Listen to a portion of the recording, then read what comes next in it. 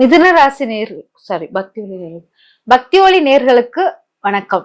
இப்ப மிதுன ராசி நேர்களுக்கு எந்த உணவுகளை சாப்பிட்டால் என்ன மாதிரி விஷயங்கள் நம்மளுக்கு மாற்றங்கள் கொடுக்கும் அப்படிங்கிற நம்ம தெரிஞ்சுக்கிட்டோம்னு வச்சுக்கோங்களேன்.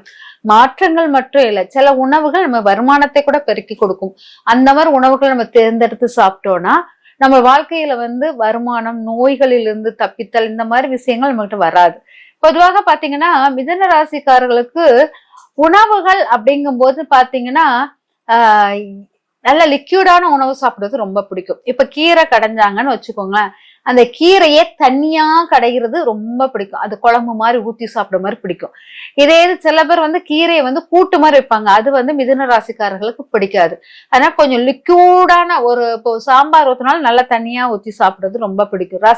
ரசம் அவங்களுக்கு வச்சு சாப்பிடுவது மிக மிக பிடித்த ஒன்றாக இருக்கும். புளியோதரைக்கு இவங்களுக்கு அடிக்ட். புளியோதரை மேல ரொம்ப பற்று உண்டு.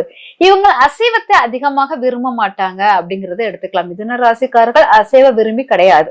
அசைவத்தை விரும்பினாலும் அது அவங்களுக்கு அவ்வளவு நல்ல ஒரு இது தராது.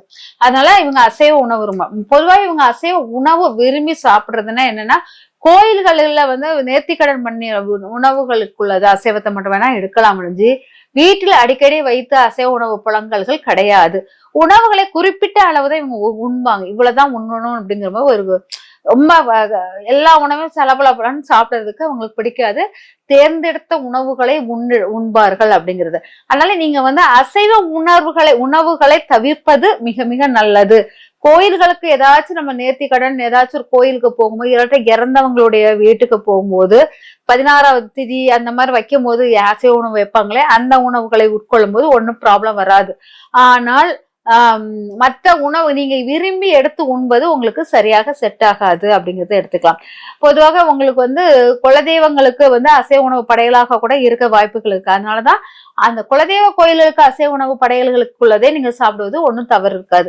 தானம் பண்ணும்போது நீங்க அசைவ உணவு தானம் பண்ணிடாதீங்க, அது உங்களுக்கு செட் ஆகாது. அதே போல் உங்களுக்கு இந்த எல்லா வித காய்கறிகளும் போட்ட அவியல் உங்களுக்கு சூட்டபிள் ஆகுமா அப்படின்னா, அதுதான் உங்களுடைய லைஃப் சேஞ்சஸ் கொடுக்கக்கூடியது. ஏதாச்சும் உங்களுக்கு லாபம் கிடைக்கணும், ஏதாவது தொழில வெற்றி பெறணும் அப்படின்னா நல்ல அவியல் செய்து நல்லா எல்லாருக்கும் கொடுத்து நீங்க உண்ணீங்கன்னா அது உங்களுக்கு உங்க லைஃப்ல வருமானம் பெருகும், தொழிலில் வெற்றி கிடைக்கும். இதெல்லாம் உங்களுக்கு ஆசைகள் நிறைவேற்றக்கூடியதாக இருக்கும். இந்த அவியல் உணவுனால் ஏற்படக்கூடியதாக இருக்கும். அதனால அந்த உணவுகளை எடுத்துக்கொள்ளலாம் அப்படிங்கிறது. பொதுவாக நீங்க உண்ணும் போது உணவில் மாவிளக்கு அப்படின்னு சொல்லிட்டு சாமிக்கு போடுவாங்க இல்லையா, அந்த மாவிளக்கு போட்டு அந்த உணவை உட்கொள்ளும் போது அது உங்களுக்கு வருமானத்தை பெருகக்கூடியதாக இருக்கும். ஆனால் கோயில்களுக்கு அடிக்கடி மாவிளக்கு போடுவது சிறப்பாக இருக்கும். பொதுவாக உங்களுக்கு பெருமாள் கோயிலுக்கு மாவிளக்கு போடுவது ரொம்ப நல்லது. அதாவது புரட்டாசியில் மாவிளக்கு வைத்து சாமி கும்பிடுவாங்க பெருமாளுக்கு. அந்த மாதிரி மாவிளக்கு வைத்து நீங்க சாமி கும்பிடுவது உங்கள் வாழ்க்கையின் வளர்ச்சிகள், வெற்றிகள் அனைத்தும் அடையும் அப்படிங்கிறது சிறிதும் ஐயம் இல்லை.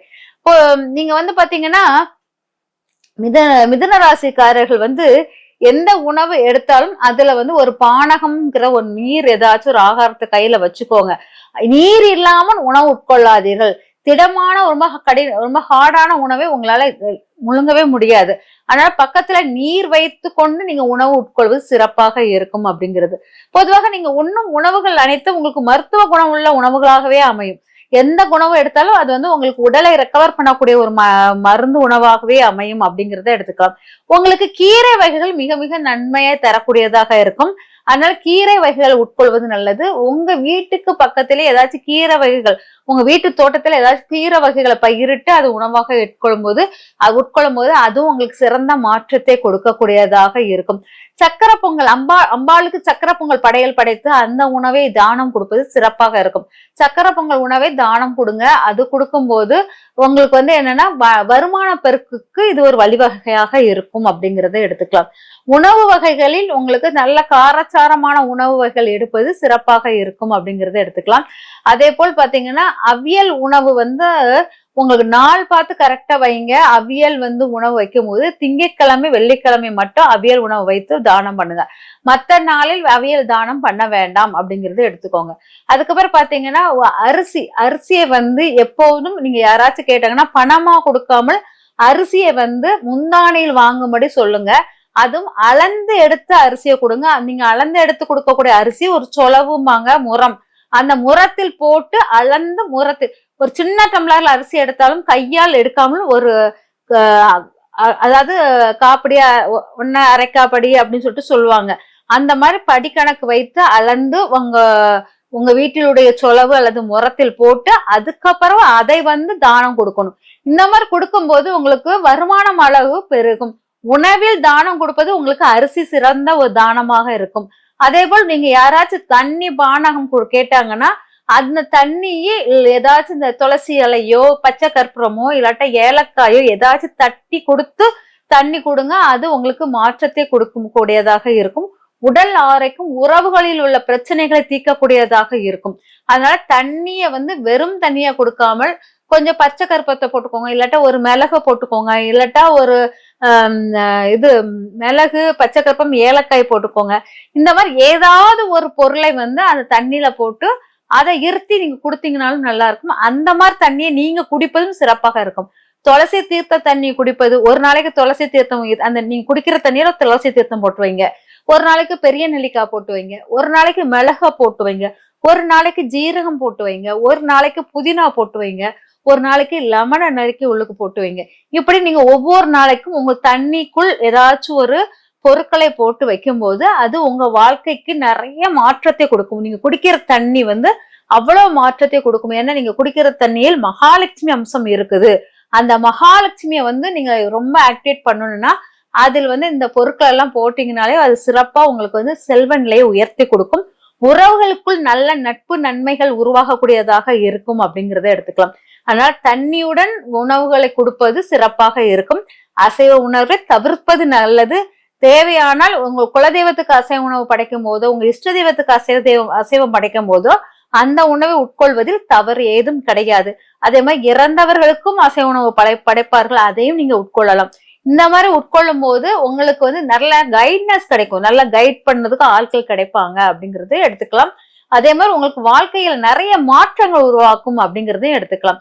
அதனால நிறைய பற்றுடன் வாழ்வீங்க, எல்லாருமே ஒரு பற்று எடுத்து வாழ்வீங்க. அந்த பற்று உங்களுக்கு நல்ல ஒரு வித்தியாசத்தை கொடுக்கும். அதே மாதிரி மிதுன ராசிக்காரர்கள் மீன் உட்கொள்வது சிறப்பாக இருக்கும். மீன் உட்கொண்டால் உங்களுக்கு கௌரவம் அந்தஸ்து கூடுவதற்குரியதாக இருக்கும். அசைவ உணவில் மீன் உங்களுக்கு எப்படாலும் சாப்பிட்டுக்கலாம். மற்ற சதைப்பற்று உள்ள உணவுகளை, அதாவது ரத்தம் சேர்க்கை உள்ள உணவுகளை எடுக்காமல், மீனில் ரத்த சேர்க்கை கம்மியா தான் இருக்கும். ஆனா மீன் உங்களுக்கு நல்லா இருக்கும். உங்களுடைய ஸ்டேட்டஸ் உடைய உயர்வு, உங்களுடைய அந்தஸ்து உயர்வுக்கு இது உறுதுணையாக இருக்கும். திங்கட்கிழமை நீங்க அசைவ உணவு எடுக்க வேண்டாம். ஆனால் நீங்க வியாழக்கிழமை அசைவ உணவு எடுப்பது சிறப்பாக இருக்கும். அதே சமயம் பாத்தீங்கன்னா செவ்வாய்க்கிழமை எடுத்துடாதீங்க. செவ்வாய்க்கிழமை எப்பவுமே எந்த ராசினரும் செவ்வாய்க்கிழமை அசைவ உணவு எடுக்காதீங்க. சனிக்கிழமை உங்களுக்கு காலை பொழுதுக்குள்ள எடுத்துறது ஓகேவா இருக்கும். அப்புறம் ஈவினிங் நேரம் அந்த அசைவ உணவு உங்களுக்கு சூட்டபிள் ஆகாது. அந்த மாதிரி செவ்வாய்க்கிழமைகள் ஈவினிங் நேரத்தில் எடுக்காதீங்க அப்படிங்கிற மாதிரி இருக்கும். பொதுவா நீங்க புதன்கிழமையை தவிர்த்துட்டு திங்கள் ஒரு இதாதான் எடுக்கணும், திங்கட்கிழமை எடுக்கணும் தேவையில்லை. ஏன்னா அசைவ உணவு கம்மியா தான் இவங்க எடுத்து சாப்பிடணும். அதனால வியாழக்கிழமை உங்களுக்கு உகந்ததாக இருக்கும். ஞாயிற்றுக்கிழமையும் உங்களுக்கு ஓரளவு பரவாயில்ல, ரொம்ப ஓகேன்னு சொல்ல மாட்டோம், ஓரளவு பரவாயில்ல. வியாழன் மட்டும்தான் இங்க சிறப்பாக இருக்கிற மாதிரி இருக்கு. வெள்ளிக்கிழமை எடுத்துக்கலாம். வெள்ளிக்கிழமையும் உங்களுக்கு சிறந்ததாக தான் இருக்கும். வெள்ளிக்கிழமை எடுக்கலாம், வியாழக்கிழமை எடுக்கலாம். அது போக ஞாயிற்றுக்கிழமை ஓகே அப்படிங்கிற மாதிரி தான் இருக்கும். முழுமையான ஓகே கிடையாது. ஓகே உங்களுக்கு எடுத்துக்கொள்ளும் போது அது உங்களுக்கு உடம்பு எடுத்துக்கிட்டுச்சுன்னா ஓகே, எடுக்கலைன்னா அதை எடுக்காதீங்க ஞாயிற்றுக்கிழமை. அதனால வியாழன் வெள்ளி இந்த 2 நாளும் உங்களுக்கு அசைவ உணவுகள் சிறப்பாக இருக்கும். மற்றபடி எல்லா உணவுகளும் நீங்க உட்கொள்வதற்கு சிறந்த நாள் தான். அதுவும் கீரையெல்லாம் உங்களுக்கு மிக சிறப்பான வெற்றியை கொடுக்கக்கூடியதாக இருக்கும். எங்க போனாலும் நீங்க நீரின் தன்மையை எடுத்துட்டே போங்க. அது உங்களுக்கு நிறைய நீரின் தன்மை உருவாக்கக்கூடிய உணவுகள் அப்படின்னு பாத்தீங்கன்னா பனக்கற்கண்டு வாயில போட்டா தண்ணி ஊறிக்கிட்டே இருக்கணும். அந்த மாதிரி வாயில போட்டு தண்ணி ஊற வச்சுக்கிட்டே இருக்கிற ஒரு சின்ன சாக்லேட்டோ பனக்கற்கண்டு, சாக்லேட் விட பனக்கற்கண்டு வாயில போட்டீங்கன்னா அது நீரை உருவாக்கிக்கிட்டே இருக்கும். அந்த நீர் உருவாக்கும் உங்க வாழ்க்கையில் நிறைய வெற்றிகளை கொடுக்கும். அதனால நீங்க வெளியில எங்கேயும் போகும்போது வாயில் இனிப்பான திடமான இனிப்பு அப்படிங்கிற மாதிரி பனக்கற்கண்டை போட்டு போவது உங்களுக்கு சிறப்பாக இருக்கும் அப்படிங்கிறத சொல்லிக்கிறேன். இந்த மாதிரி சின்ன சின்ன விஷயங்கள் தான், அந்த விஷயங்கள் நீங்க செய்யும் போது நிறைய மாற்றங்களை கொடுக்கும். அந்த மாற்றங்கள் உங்க வாழ்வில் வெற்றிகளையும் வாய்ப்புகளையும் கொடுத்துச்சுன்னா அதை செய்துதான் பார்க்கலாமே, செய்து பார்த்து அது வெற்றியும் அடையலாம் அப்படின்பதில் எந்த ஐயமும் இல்லை. அதனால சிறு சிறு வெற்றிகள் உங்களுக்கு பெரிய மாற்றங்களை கொடுக்கும் அப்படின்பதில் ஐயமில்லாத ஒரு வெளிப்பாடான இந்த பதிவு. மிக்க நன்றி.